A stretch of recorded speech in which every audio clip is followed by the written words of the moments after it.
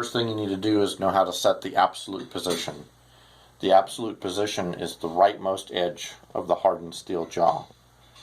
So what we're going to do is we're going to adjust the carriage until the crosshair on the screen is on the edge of that jaw. And you can do this manually, or you can use the fine adjustment. You can dial in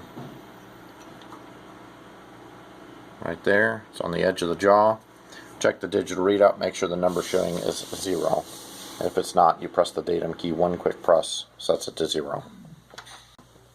In other cases, you might have a part where you don't want to use the fixed jaw at all. In those cases, you need to use incremental mode. And so I'm going to find the edge of this tube that's just lying here in the second groove.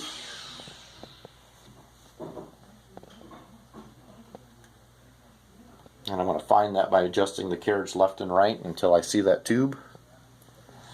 Again, if I need to, I'll adjust the focus. You find the left edge of that tube as precisely as possible. You can use fine adjustment for this also. And when you have the left edge found, you use incremental mode on the digital readout. So the first thing we need to do is turn off our offset. And do that by pressing the F1 key until no numbers are shown here. And then you press and hold the ABS incremental key for 3 seconds until incremental marker shows in the display. Notice the number is preset to 0. And now to take the actual measurement, we just move to the other end of this particular tube.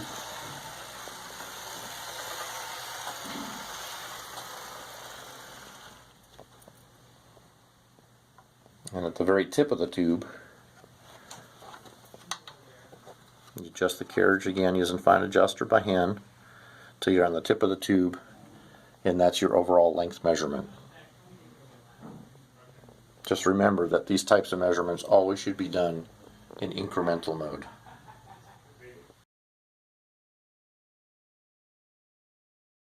So depending on the level of detail that you want, the system has 5 different magnification levels. There's actually a knurled knob here.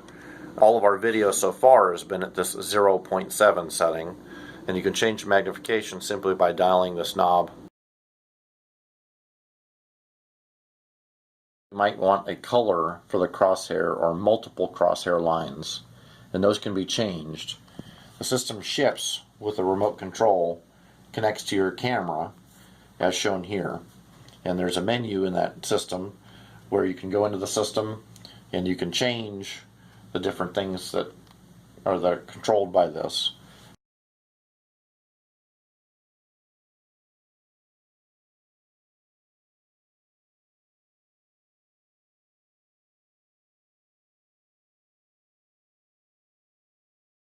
Image on the screen that you'd like to save for reference or for making a manual or anything like that.